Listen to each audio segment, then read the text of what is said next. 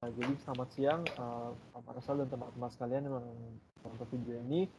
Selamat datang di presentasi kelompok kami mengenai perancangan perusahaan startup Mulia Angkol. Nah, dari perancangan startup ini, boleh di next dulu slide-nya, Vin. Dari perancangan startup ini, laporan ini disusun oleh tim kami, yaitu terdiri dari Regina, Kavin Andreas, saya sendiri, Andre, Mulia, dan kemudian Joshua. Nah, untuk NIM dan student ID-nya bisa dilihat di bawah nama masing-masing dari slide-nya. Oke, next, Vin.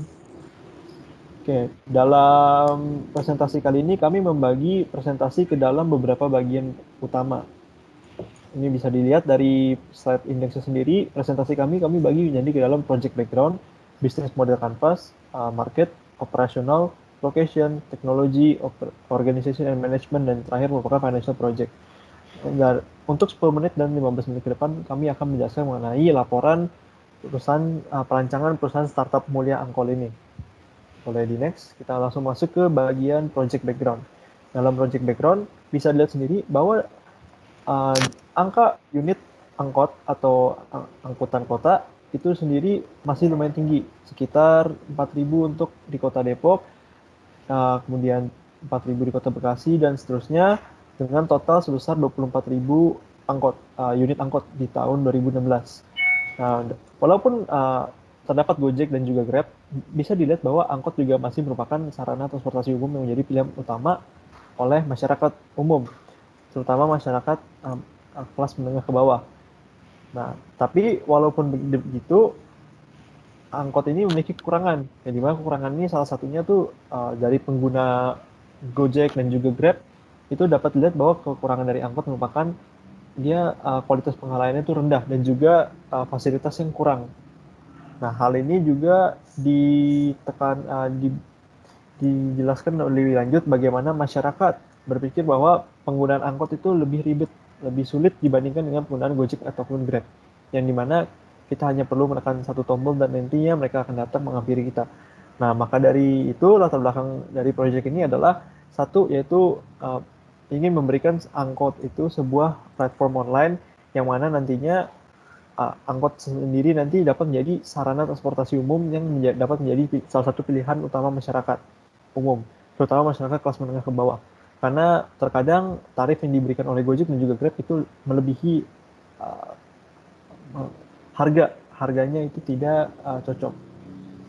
Maka dari itu kita ingin membuat sebuah aplikasi yang mana aplikasi ini nantinya dapat memberikan sebuah kemudahan bagi para pengguna dari angkot, terutama dalam segi fasilitas dan juga layanannya. Oke, next one. Oke, maka dari itu kami mencetuskan konsep startup kami, yaitu Mulia Angkol, di mana konsep ini sebut itu satu, itu kita menggunakan e-wallet dalam transaksi untuk kemudahan melakukan transaksi, ya, seperti misalkan pembayaran, kemudian pemberian tip, dan seterusnya. Kemudian yang kedua adalah tracking angkot. Hal ini diimplementasikan dengan tujuan agar pengendara angkot dapat merasa lebih aman dan nyaman, sehingga bisa dilihat bahwa angkot ini jalurnya kemana, sehingga para penggunanya dapat dengan mudah men-tracking posisinya sekarang. Next, ini. Berikutnya ini ada analisa Pestel, di mana analisa Pestel sendiri itu terdiri dari politik, ekonomi, sosial, teknologi, environment atau lingkungan, dan terakhir merupakan hukum atau legal. Nah, yang pertama itu bagian politik. Startup ini kami bangun berdasarkan Peraturan Menteri Nomor 32 Tahun 2016 dan juga Peraturan Pemerintah Nomor 21 Tahun 2020. Nah, masing-masing dari peraturan tersebut mengatur mengenai kendaraan online dan juga aplikasi online serta STNK apa saja yang diperlukan.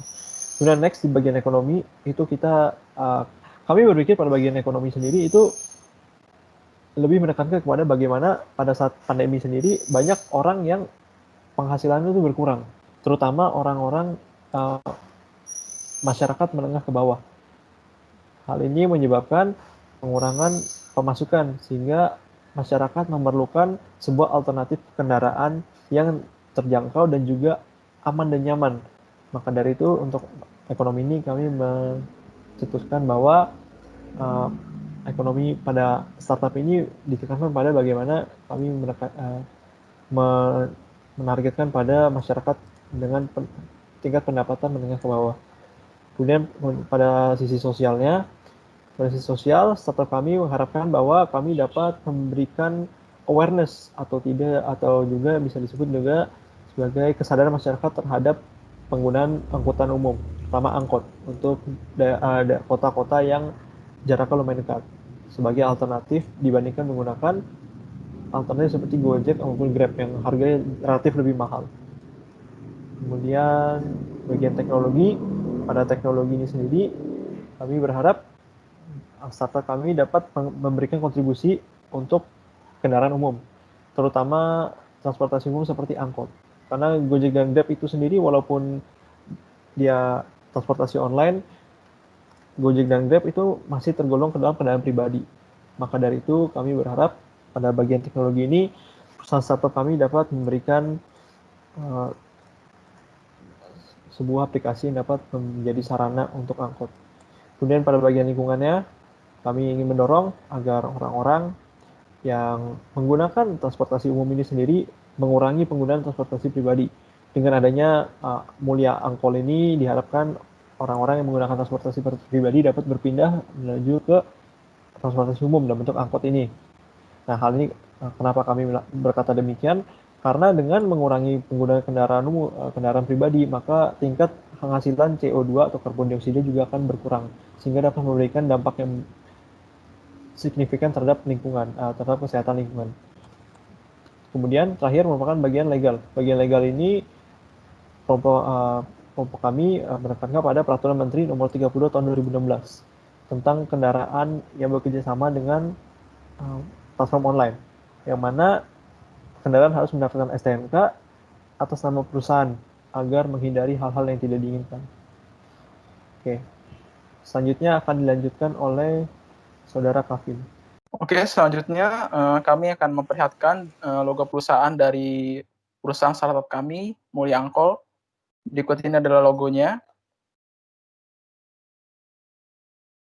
Kemudian untuk bisnis model kanvasnya, di sini akan kami sampaikan dan jelaskan mengenai value proposition yang ingin kami berikan, begitu juga dengan customer segment hingga sampai ke bagian pemasukan kami. Untuk lebih jelasnya akan saya jabarkan satu persatu. Untuk poin yang pertama, di sini kami memiliki value proposition untuk memudahkan penggunaan transportasi angkot sehingga dapat diakses dengan cepat, mudah, dan aman dengan harga yang tetap terjangkau. Seperti yang sudah dijelaskan sebelumnya, untuk customer segmen kami sendiri itu ada dari pelajar sekolah, kemudian itu ada ibu rumah tangga, pengguna transportasi umum lain yang selain dari angkot, dan kami lebih menyasar ke generasi milenial yang mana dalam hal ini lebih melek dalam hal teknologi. Untuk bisa mencapai tujuan dan customer segmen kami tersebut, kami menggunakan beberapa channel, yang di sini adalah aplikasi dari angkot online ini kami sendiri, lalu ada penggunaan AdSense untuk bisa menyebarkan informasi mengenai keberadaan perusahaan startup kami ini, begitu juga melalui website dan sosial media untuk mempromosikan dan memperkenalkan perusahaan kami. Nah, di situ kami juga ingin menjaga relasi dengan customer kami dengan cara memberikan diskon dan promo, serta memberikan email newsletter untuk menginformasikan kepada pengguna kami mengenai promo dan juga update tentang perusahaan-perusahaan kami ini. Nah, untuk bisa mencapai value proposition tersebut, juga kami memiliki di sini key activities, yaitu untuk menghubungkan penyedia angkot dan penumpang. Dengan itu kami juga butuh yang namanya key resource dan key partnernya. Di sini kami ada key resource-nya terdiri dari aplikasi untuk yang menghubungkan penyedia angkot dan penumpangnya. Lalu kami menggunakan Google Maps untuk membantu dalam proses tracking dan penentuan rute. Kemudian juga ada server untuk penyimpanan data pengguna dan juga data transaksi kami. Lalu tentunya ada official building untuk tempat para karyawan kami bekerja dan untuk itu human capital sendiri atau tenaga kerjanya. Nah, key partner kami sendiri itu adalah penyedia angkot, yang mana akan menjadi mitra kami, kemudian developer yang akan membantu dalam pengembangan aplikasi kami, kemudian ada Google yang akan menyediakan API untuk Google Maps-nya itu sendiri, dan tentunya adalah penyedia infrastruktur servernya. Nah, dari banyaknya kebutuhan resource kami tersebut, maka kami juga memiliki beberapa cost structure. Yang dalam hal ini pertama adalah biaya API dari Google Maps. Kemudian ada gaji karyawan untuk membiayai tenaga kerja kami. Kemudian ada juga biaya maintenance untuk bagian server dan juga aplikasi kami. Kemudian untuk biaya iklan, dalam hal ini untuk promosi dari perusahaan kami sendiri. Kemudian juga kami harus membagi hasil dengan mitra kami yang mana adalah penyedia angkot dan para drivernya, serta biaya sewa server, biaya operasional untuk gedung dan kegiatan operasional lainnya, serta tidak dilupakan juga adalah biaya investasi. Ini lebih ke untuk peralatan-peralatan yang akan kami gunakan. Nah, untuk pemasukannya sendiri, kami di sini ada 3 poin utama untuk revenue stream-nya. Yang pertama adalah biaya jasa. Jadi tentunya dari biaya penggunaan aplikasi kami ini, itu akan ada biaya yang masuk ke kami, yang tentunya sudah dibagi juga dengan mitra kami.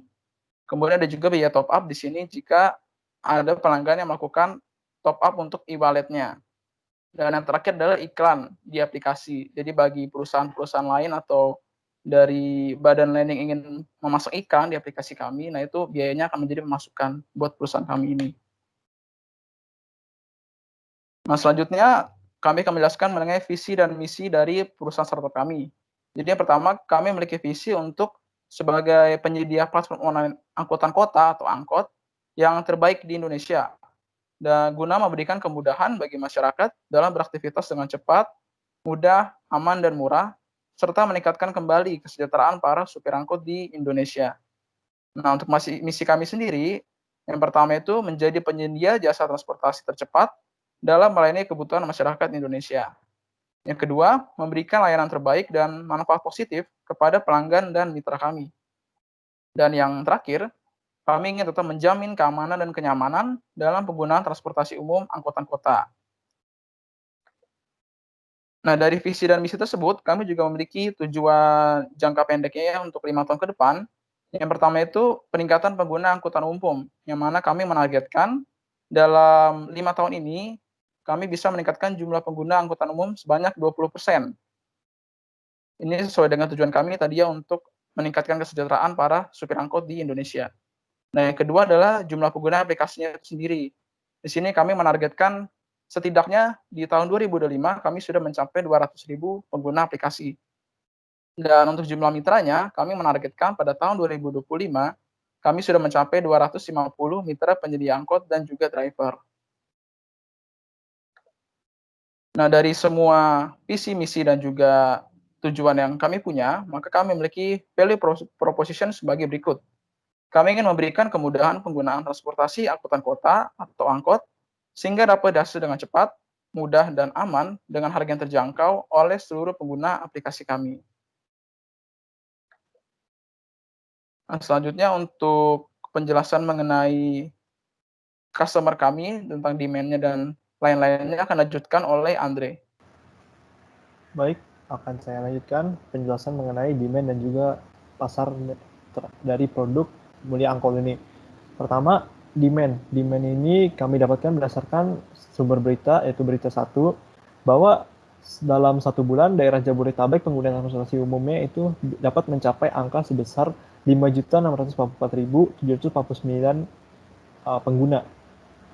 Nah, hal ini kami jadikan sebagai dasar, sebagai dari mana dasar pasar kami. Jadi dari ukuran pasarnya itu sebesar sekitar pengguna transportasi umum. Seperti itu. Kemudian boleh dilanjutkan, Vin? Kemudian dalam mencapai hal tersebut, kami juga melakukan beberapa strategi. Strategi yang pertama kami gunakan merupakan strategi pemasaran atau yang biasa dikenal sebagai segmenting, targeting, dan juga positioning. Pada bagian segmenting, kami membagi pasar ke dalam 3 bagian segmen, yaitu demografis, psikografis, dan juga geografis. Pada bagian demografis, kami membagi pasar berdasarkan usia dan profesi, yaitu pelajar dan juga ibu rumah tangga. Yang mana pelajar sendiri usianya itu dapat dikatakan sebagai 10 hingga 24 tahun. Dan sedangkan ibu rumah tangga yang kami targetkan merupakan ibu rumah tangga dengan usia 30 hingga 39 tahun. Kemudian selanjutnya pada bagian psikografis, kami membagi pasar ke dalam bagian berdasarkan gaya hidupnya, terutama generasi milenial dan juga pengguna transportasi umum. yang dalam hal ini merupakan masyarakat umum. Kemudian pada terakhir merupakan geografis, kami berbaginya ke dalam daerah Jabodetabek saja. Kenapa daerah Jabodetabek? Karena daerah Jabodetabek tersebut sudah terkenal banyak mobilitas yang terjadi pada kehidupan sehari-harinya. Sehingga kami menargetkan membagi segmen berdasarkan daerah Jabodetabek. Boleh lanjutkan, Vin? Selanjutnya, pada bagian targeting, target pasar kami, seperti yang telah disebutkan sebelumnya pada bagian segmenting, itu pasar pelajar dan juga ibu rumah tangga. Pasar pelajar dalam arti orang-orang yang sedang menempuh pendidikan. Sedangkan ibu rumah tangga merupakan ibu uh, wanita berusia 30 hingga 39 tahun yang sudah menikah dan juga memiliki anak. Kemudian terakhir bagian positioning atau posisinya, kami menempatkan diri sebagai sebuah aplikasi yang menyediakan jasa transportasi umum berupa angkot. Ya, berbeda dengan Gojek dan juga Grab, yang mana transportasi tersebut masih tergolong dalam transportasi pribadi. Next, Win. Kemudian pada bagian marketing mix, kami juga mendefinisikan beberapa strategi yang dapat kami gunakan untuk dapat mencapai target pasar yang telah ditentukan sebelumnya. Pada bagian marketing mix, kami bagi ke dalam 4 bagian. Produk, price, place, dan juga promotion. Pada bagian produk, produk yang kita tawarkan, yang kami tawarkan kepada pasar, yaitu sebuah platform jasa transportasi angkutan umum berupa angkutan kota atau angkot berbasis online, sehingga orang bisa dapat langsung memesannya atau dapat melihat tracking angkotnya sedang berada di mana.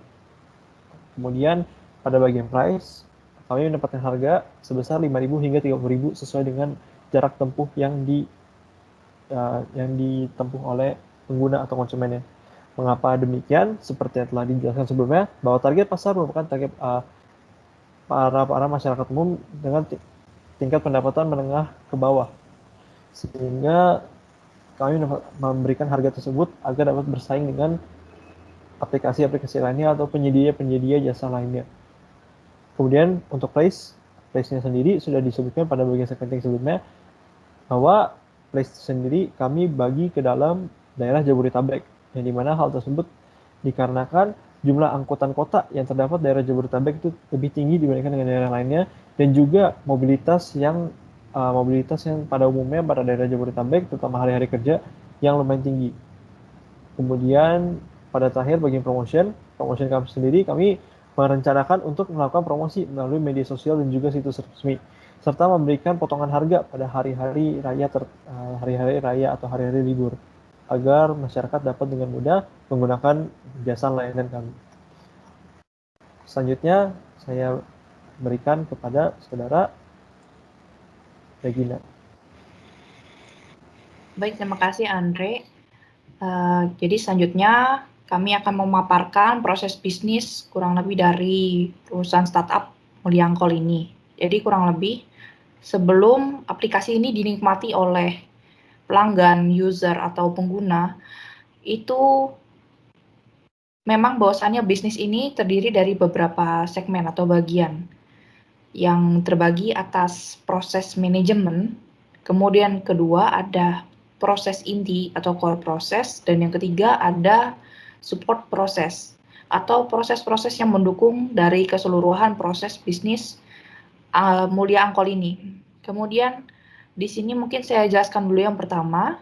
Untuk proses manajemen, di sini kita ada beberapa bagian yang memang bahwasannya berperan dalam bisnis ini. Yang pertama, dari segi manajemen operasi, ya, yang membahas segala bentuk operasional perusahaan. Kemudian ada juga manajemen people. Di sini agak sedikit berbeda dengan human resource, karena manajemen people ini mereka mengalokasikan dan juga mendelegasikan beberapa tugas kepada staff, kepada masing-masing divisi, dan bagian-bagian ini yang mengatur pembagian job desk dan tugas dari masing-masing pekerja. Kemudian ada juga manajemen strategi.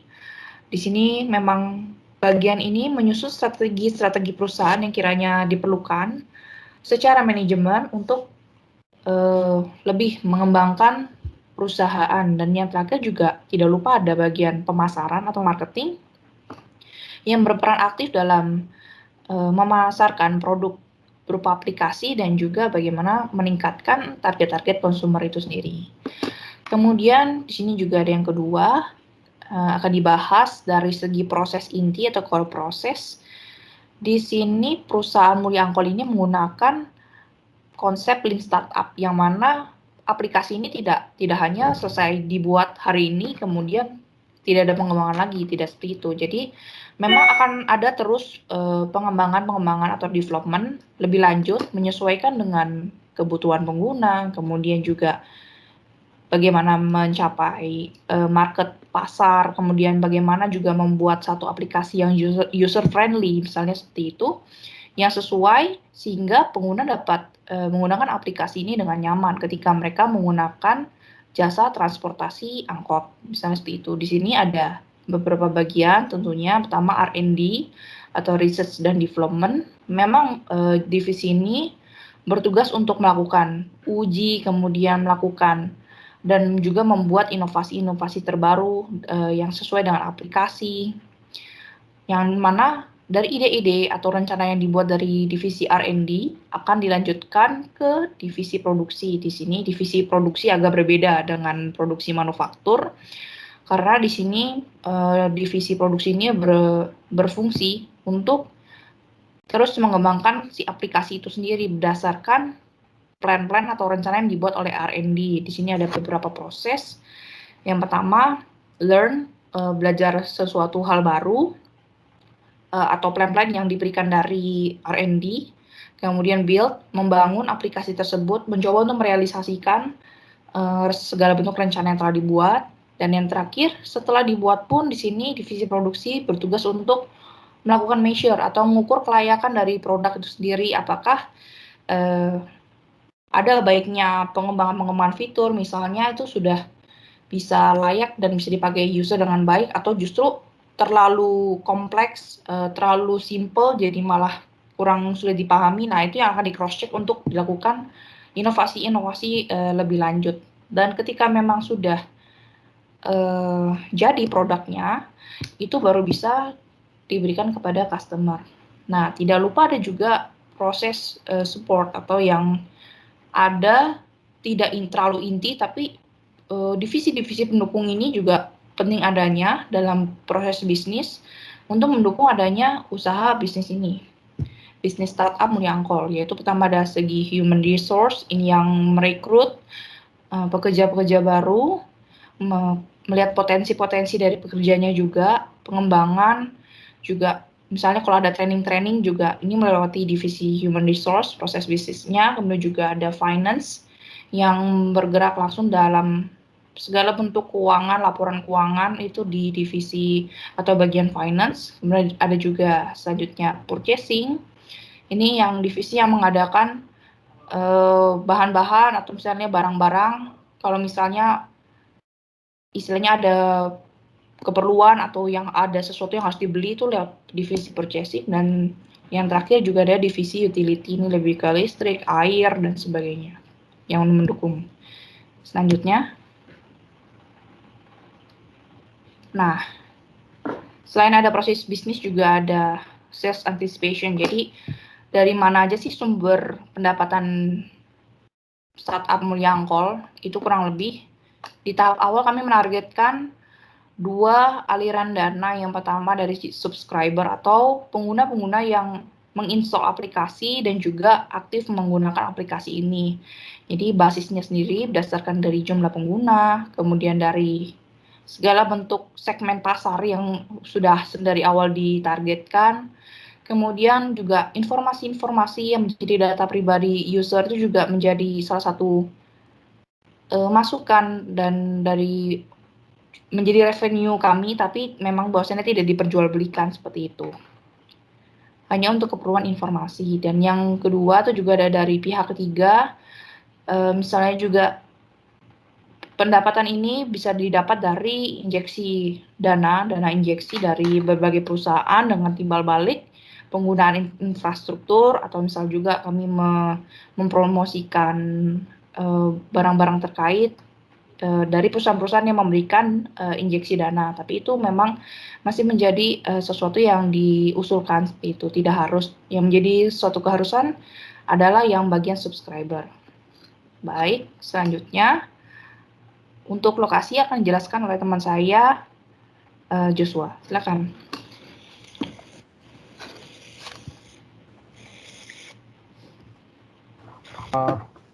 Oke, jadi untuk bagian dari lokasi atau dana kantor ini, untuk perusahaannya kita menggunakan dana kantor yang seperti ada pada slide ini.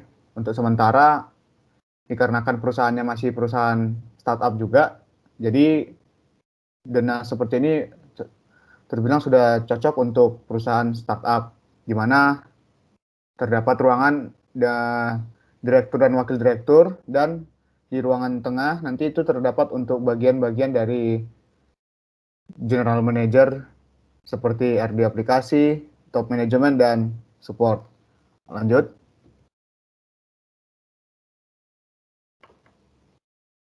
Untuk lokasi dari rute angkotnya, sebelumnya kita melakukan perbandingan lokasi, yaitu lokasi pertama itu lokasi Jakarta, dan lokasi yang kedua itu adalah lokasi Depok. Lalu kami melihat dari perbandingan variabel seperti harga tanah, harga sewa, luas area, bahwa lokasi Depok itu sangat memungkinkan untuk dibangunnya perusahaan startup kami ini. Sehingga didapatkan nanti rute angkotnya dari rute Kampung Rambutan ke Jalan TB Simatupang, lalu ke Stasiun Tanjung Barat, lalu ke Tanjung Barat, lalu ke Lenteng Agung, lalu ke Jalan Margonda Raya, lalu ke Universitas Indonesia, dan berakhir di Depok. Nah, lanjut.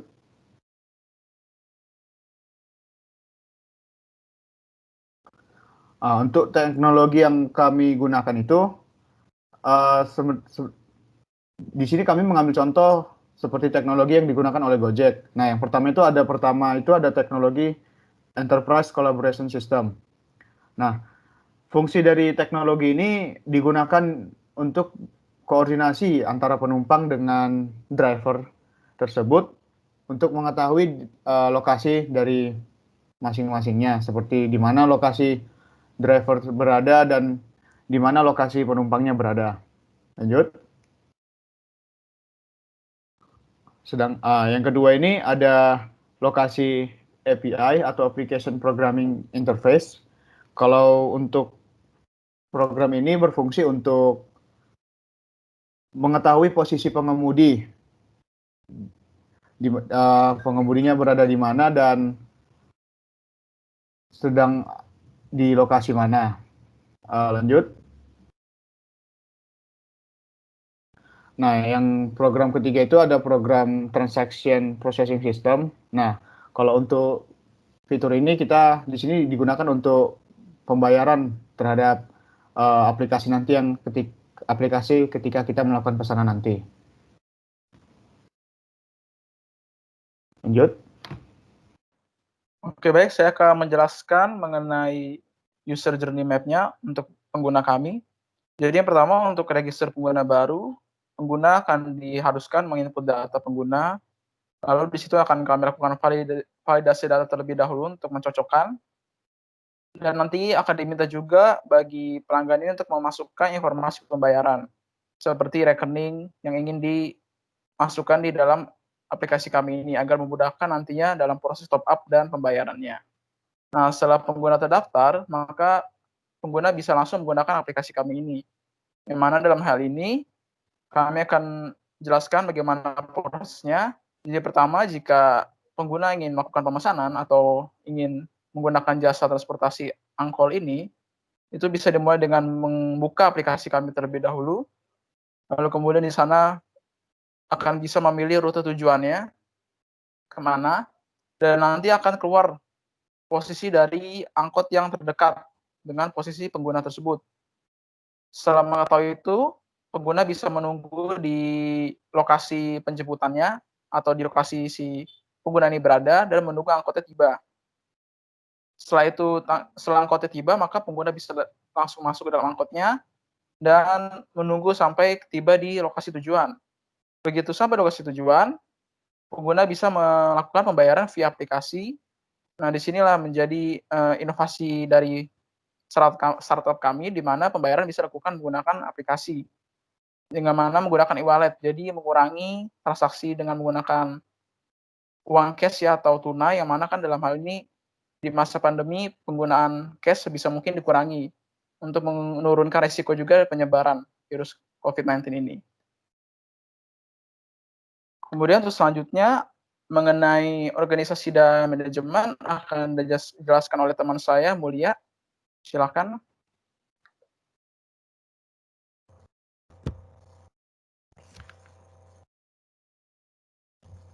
Oke, baik, di sini saya akan menjelaskan tentang struktur organisasi yang kami pakai. Jadi, struktur organisasi yang kami pakai yaitu struktur organisasi fungsional, di mana struktur organisasi ini sesuai dengan perusahaan kami yang belum kompleks. Nah, di struktur organisasi kami terdiri dari direktur, co-direktur, general manager R&D aplikasi, top management, dan GM support. Di bawah general manager R&D aplikasi terdapat R&D manager, production manager, dan tester manager. Kemudian di bawah top manager terdapat operational manager, people manager, strategic manager, marketing public and relation manager. Selanjutnya di bawah general manager support terdapat human resource manager, finance manager, purchasing manager, utility manager, di mana di R&D di divisi R&D aplikasi terdapat staff. Selanjutnya, Vin. Oke, selanjutnya di sini perusahaan kami menerapkan gaji berdasarkan UMK Kota Depok. Berikut daftar gaji serta jabatan dari perusahaan kami. Selanjutnya, Vin. Oke, jadi kita langsung ke bagian customer. Pada bagian customer sendiri, kelompok kami memproyeksikan beberapa angka untuk customer-nya. Kami bagi ke dalam 2 kategori customer, yaitu 1, pelanggan baru atau new user, yang kedua pelanggan lama atau returning user. Nah, pada tabel sendiri terlihat bahwa terdapat user reguler maupun premium. Maksudnya user reguler itu artinya user yang tidak membayar biaya lebih untuk menggunakan jasa kami. Dan dalam arti user ini hanya mendapatkan basic feature dari aplikasi yang kami tawarkan. Kemudian pada bagian premium ini merupakan user yang membeli biaya lebih, membayarkan uang lebih untuk layanan yang kami berikan. Yang hal ini dapat berarti seperti kode kupon promosi, kemudian fitur-fitur lainnya yang nanti ada pada fasilitas premium. Kemudian dari tabel dapat dilihat bahwa total pengguna pada tahun 2021 itu sebesar 12.844, kemudian pada tahun 2022 itu sebesar 24.188, pada tahun 2023 itu sebesar 35.532, pada tahun keempat itu sebesar 46.876, dan pada tahun 2025 itu sebesar 58.220 user. Nah, kami dapat angka ini dari mana?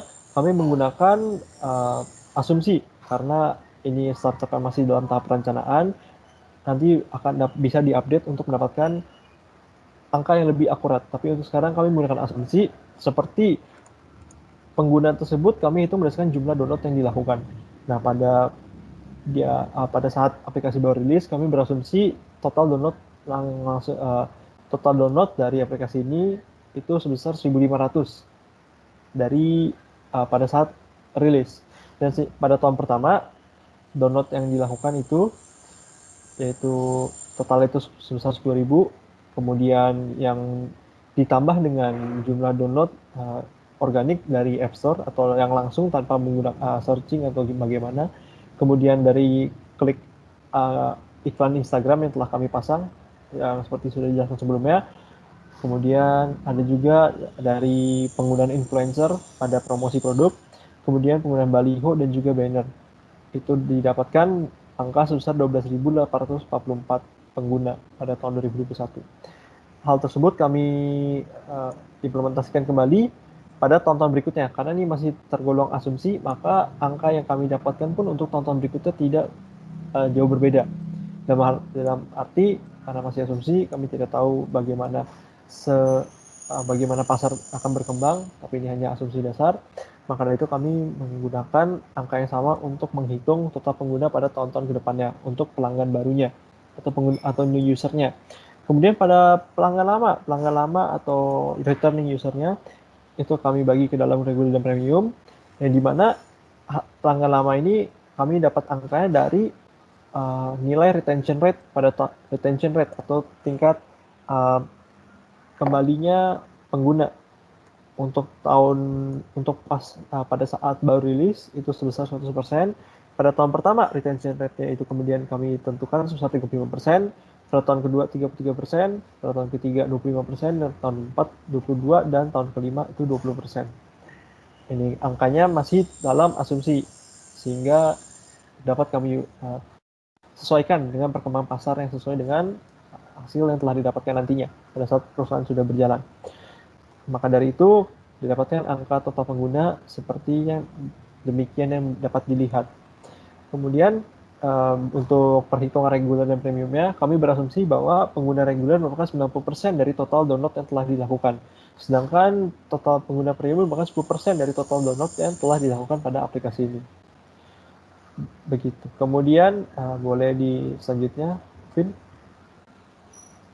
Kemudian kami juga menghitung nilai valuasi dari perusahaan startup ini. Sebagai pembanding, valuasinya nanti kami bandingkan dengan menggunakan Gojek dan juga Grab sebagai perusahaan yang memiliki kemiripan dengan perusahaan yang kami rencanakan pada saat ini. Dapat dilihat pada estimasi valuasi startup yang kami dapatkan itu sebesar 150 juta, yang dimana hal tersebut dilakukan berdasarkan perhitungan dari valuasi dari Gojek dan juga Grab, dan dapatkan nilai C dan nantinya dapat jadi sebagai valuasi itu sebesar 15 ya. Gitu. Kemudian boleh dilanjutkan, Vin? Oke, kalau begitu saya berikan kepada saudara Kavin untuk melanjutkan ke bagian biaya investasi. Oke, terima kasih Andre. Selanjutnya kita akan membahas mengenai biaya investasinya. Jadi sini kami membagi biaya investasi menjadi 2 kategori utama. Jadi yang pertama untuk biaya pengembangan aplikasi. Di sini adalah biaya yang kami keluarkan setiap tahunnya. Di sini kami ada biaya sewa kantor, itu sekitar 90 juta, dan di sini kamu asumsikan peningkatannya itu 2% per tahun. Lalu kemudian ada juga anggaran untuk pengembangan aplikasi kami sendiri, kemudian ada anggaran marketing untuk lebih mempromosikan lagi perusahaan kami, dan yang keempat itu anggaran testing apps, yang mana kami perlukan untuk pengembangan lebih lanjut dari aplikasi kami. Kemudian kategori yang kedua adalah fixed asset, yang mana kami keluarkan di tahun pertama, yaitu untuk kebutuhan karyawan kami seperti ada laptop, mouse, telepon, alat tulis kantor, dispenser, meja, kursi, dan lemari. Di sini kami peroleh di tahun pertama itu totalnya sekitar 5 miliar, dan di tahun kedua itu mulai berkurang karena tidak ada fixed asset lagi. Jadi fixed asset hanya di tahun pertama. Dan seperti yang sudah jelas sebelumnya, peningkatan ini kami dapatkan dengan asumsi kenaikan 2% setiap tahunnya. Selanjutnya akan dijelaskan oleh Mulia, silakan. Oke, terima kasih Capin. Di sini saya akan menjelaskan tentang biaya tenaga kerja perusahaan kami. Nah, dapat dilihat untuk total gaji per tahun, di sini kami menerapkan 13 kali gaji untuk proyeksi 5 tahun, yang terdiri dari 12 bulan gaji dan 1 bulan THR. Untuk tahun 2021 sampai 2025, kami menerapkan kenaikan gaji sebesar 3,2%. berdasarkan akumulasi inflasi dan pertumbuhan Kota Depok. Oke, selanjutnya akan dijelaskan oleh teman saya. Lalu kita masuk ke biaya overhead. Untuk biaya overhead di sini kami menggunakan listrik per bulan itu sebesar 1.200 volt ampere, di mana saya mendapatkan sumber itu dari berita. Untuk harganya itu sebesar 1.352 per volt ampernya. Jadi untuk per bulannya dan dihitung langsung per tahun, maka biaya kisaran itu sebesar 19.468.800 untuk biaya listrik. Dan untuk kenaikan harga biaya listrik per tahunnya itu sampai ke 2025, kami mencari sumber-sumber di berita, di mana kenaikan untuk biaya listrik itu sebesar 3,5% per tahunnya. Maka nanti didapatkan biaya listrik dari tahun 2021 hingga tahun 2025. Untuk biaya airnya itu kami gunakan itu sebesar 10 meter kubik dengan harga per meter kubiknya itu 6.000. Jadi untuk per tahunnya pada tahun 2021 itu sebesar 720.000. Dan untuk kenaikan biaya air pada tiap tahunnya, kami mencari sumber juga di mana per tahun tiap kenaikan air itu sebesar 3,5%. Maka didapatkan nanti untuk biaya air pada tahun 2022 hingga 2025. Sedangkan untuk biaya langganan internet, di sini kami mencari sumber dari IndiHome untuk biaya langganan internet beserta dengan tagihan teleponnya. Lalu untuk biaya maintenance itu, di sini biaya maintenance itu berupa biaya untuk pengembangan dari aplikasi. Di sini kami memberikan biaya yang sedikit mahal dikarenakan biaya maintenance itu lebih ke pengembangan aplikasinya supaya aplikasi tersebut dapat lebih maju lagi. Dan karena tiap tahun itu teknologi semakin canggih, jadi harga juga akan semakin mahal. Dan selanjutnya untuk biaya revenue akan dijelaskan oleh Saudari Regina. Baik Joshua, terima kasih atas kesempatannya. Selanjutnya saya akan membahas lanjut lagi terhadap penjualan yang menjadi bagian dari revenue atau pendapatan perusahaan Mulia Angkol ini. Di sini dapat diuraikan beberapa model pendapatan yang akan kami peroleh, yaitu dari in-app advertising atau iklan, yang kemudian juga yang kedua ada dividen mitra. Mitra kami itu mitra angkot. Dan yang ketiga juga berasal dari premium membership. Jadi kalau bisa dilihat dari awal, pengguna itu ada pengguna reguler dan member premium. Untuk premium tentunya akan mendapat berbagai kemudahan dan juga kenyamanan dan juga kecepatan yang lebih dibandingkan pengguna regulernya itu sendiri. Kurang lebih proyeksi pendapatan ini digambarkan selama 5 tahun, yaitu dari tahun 2021 sampai 2025. Di sini kita juga membagi untuk in-app advertising, itu ada 2 jenis iklan yang dapat kami peroleh. Yang pertama dari banner ads, iklan berupa banner. Yang kedua juga iklan berupa video.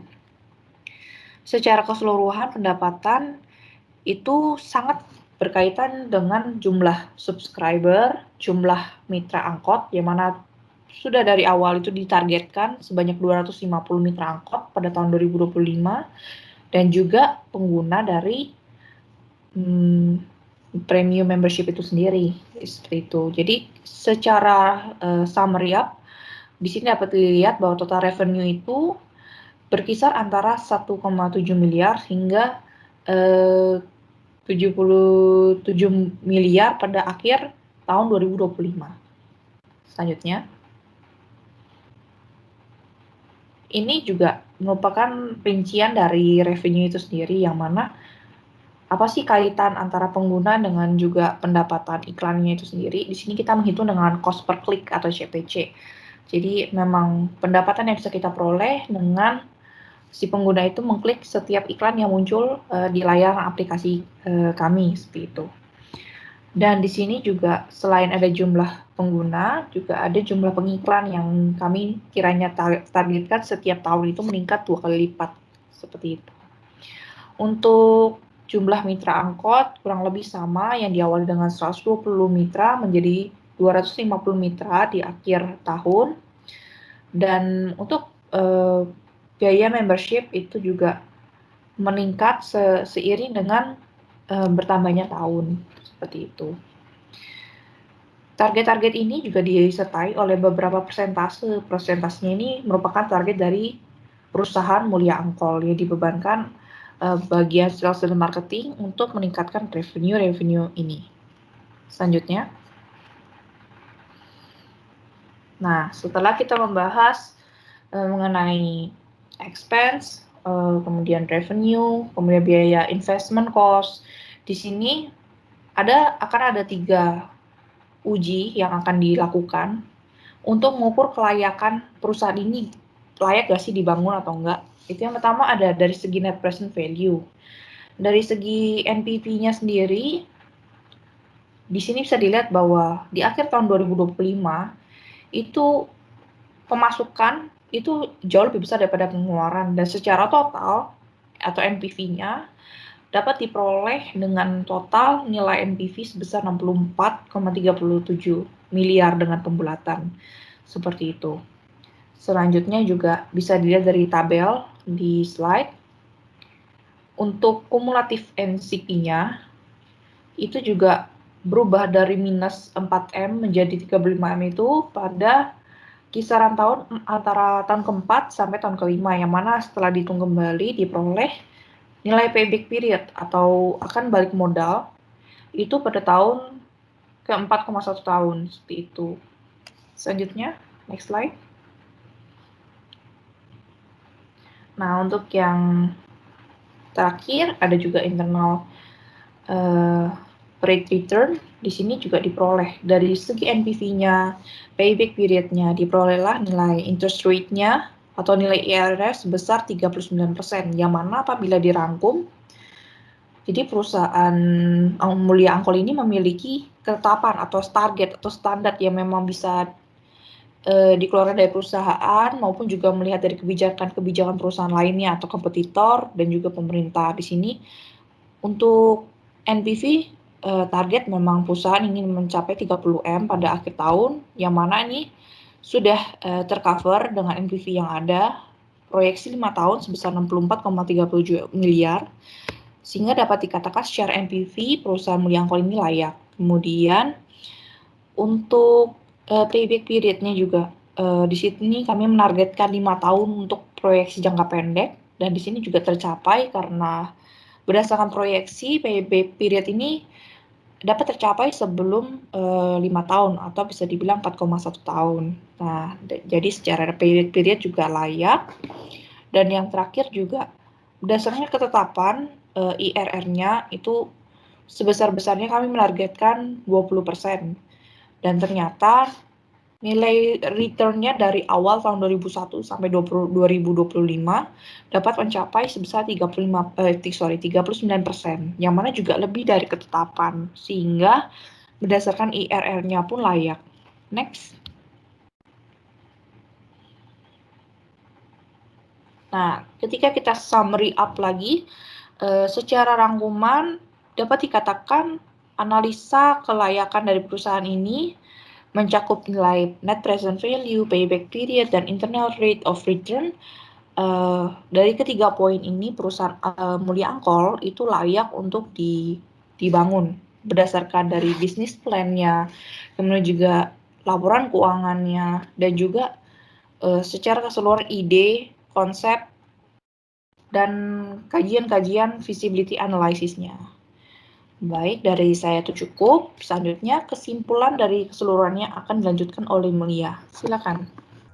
Baik, berdasarkan hasil analisa kelayakan yang telah dilakukan, maka dapat disimpulkan bahwa nilai net present value lebih besar dari ketetapan, sehingga startup Mulia Angkol ini layak dengan nilai NPV sebesar 64,37 miliar. Nilai payback period lebih kecil dari nilai ketetapan, sebesar 4,1 tahun, sehingga Mulia Angkol dapat dikatakan layak. Nilai dari internal rate of return lebih besar dari ketetapan dengan nilai sebesar 39%, sehingga startup Mulia Angkol dapat dikatakan layak. Maka dapat disimpulkan Mulia Angkol layak untuk dijalankan. Sekian penjelasan tentang perusahaan kami. Terima kasih.